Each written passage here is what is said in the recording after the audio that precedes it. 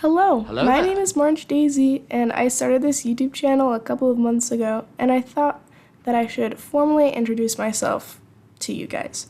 This is my first long form video. I've only made shorts before this, so this is pretty new to me, but I hope that it turns out good. So in this video, I'm just going to talk a little bit about myself, and then explain my OCs and their lore, because I'll be posting them a lot. So first, a little bit about me. I love art and drawing. I love digital art, but I also just draw with pencil and paper, and I also paint a lot with gouache. Another thing I like to do is writing. I'm currently working on a graphic novel about my OCs and their world, so that's super fun. I'm currently in the process of thumbnailing the first volume, and I'm almost done with that, so there should be a final product coming soon. It'll probably be a webcomic, but I'm not sure yet. I've never done this before. Besides art and writing, I'm also a massive nerd. I love lots of different movies and TV shows. Here are some of the many fandoms I'm in. And then I also love reading, and here are some of the series that I like. I also really like music, both listening to music and playing music. Some of my favorite artists are Leve, Porter Robinson, Joe, Noah Kahan, BTS, and ABBA. With this channel, I'm hoping to gain an audience for my OC specifically, so that when I do make a webcomic or try to publish my works, that there will be an audience for them already. So if you like OC content or art content, then you should totally subscribe, because I'll be posting that stuff a lot. So yeah. Okay, now I'm going to talk about the reason you probably clicked on this, and that's to talk about my OCs. But before I talk about the characters themselves, I should probably explain the world they live in and kind of the premise of the story, so that it makes sense when I actually explain their characters. I'm gonna try my best to explain this lore, but it's still kind of a work in progress, so bear with me. Basically, it takes place on a continent called Aeon, which has kind of a rocky past with wars. There is one specifically 75 years before the main story takes place. It was started when a country called Orsha invaded their neighboring country, Nonterlon, to take their natural resources. I'll spare you a lot of details from the war, but Orsha lost pretty badly in the end. The one thing they did gain was a small sliver of land from Nonterlon that was put under their jurisdiction or made part of their country. However, as kind of a punishment to Orsha, but also because a lot of countries didn't really trust them, most kingdoms stopped trade with Orsha, which put them in a very bad spot, because Orsha land isn't very rich in resources. The only thing they really have is coal.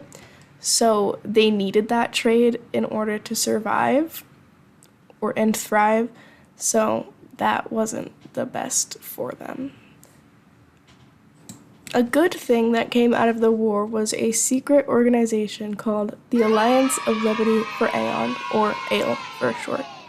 They are a secret organization that works in the shadows, keeping peace between the different kingdoms and countries of Aeon, because they saw how badly it affected all of the kingdoms, and they didn't want something like that to happen again.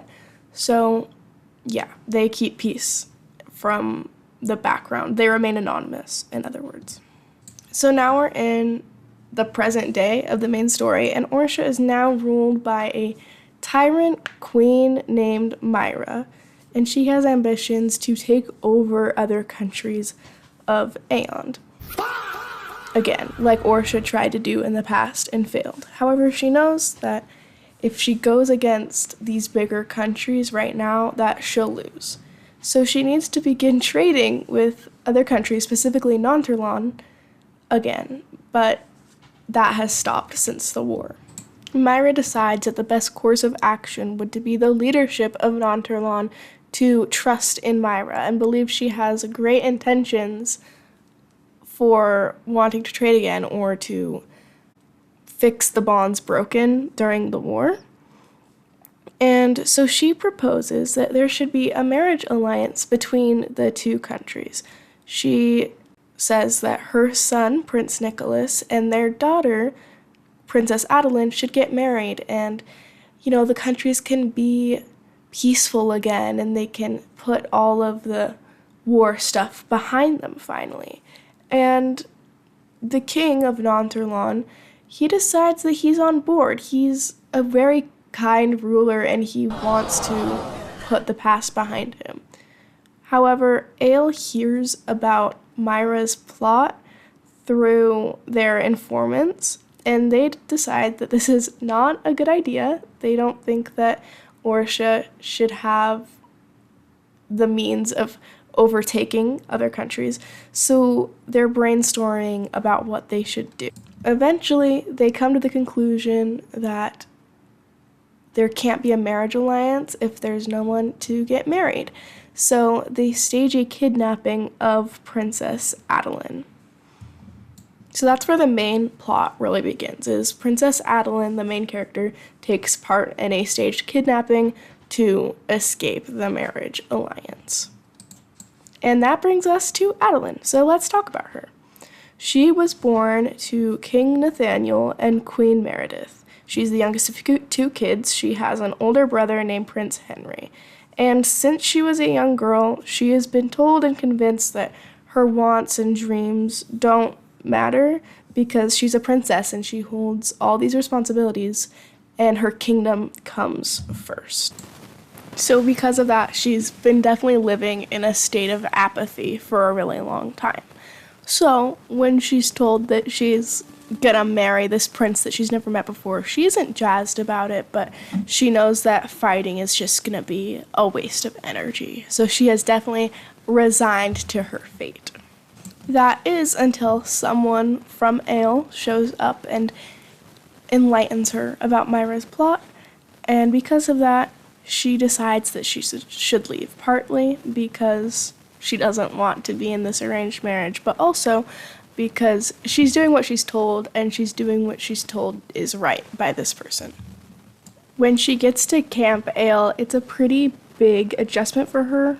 It's for her first exposure to the real world, and everything is new to her.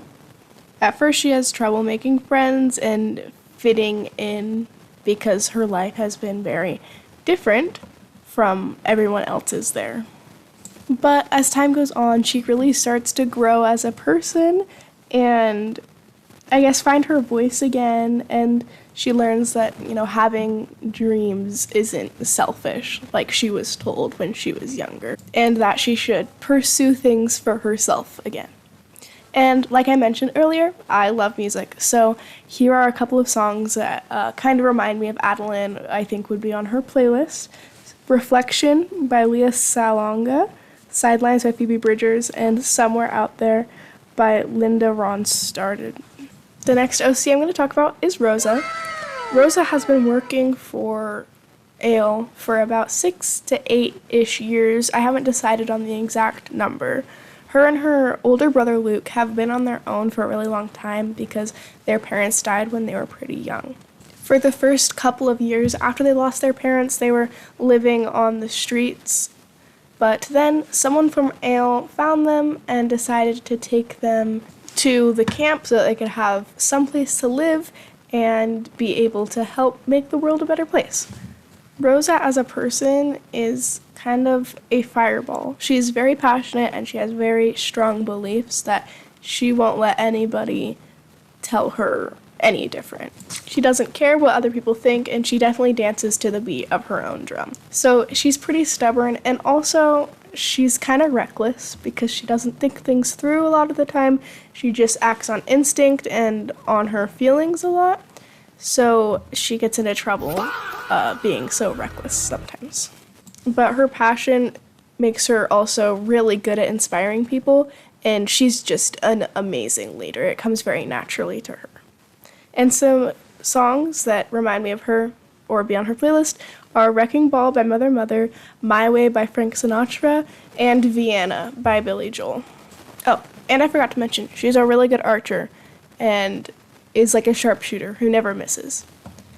And hey, since we're talking about Rosa, let's talk about her super cool older brother Luke. Luke is 2 or 3 years older than Rosa, and when their parents died, he kind of had to be the strong one between the two of them and take care of his sister and protect her. He definitely had to grow up very quickly, so that's kind of been all he's known.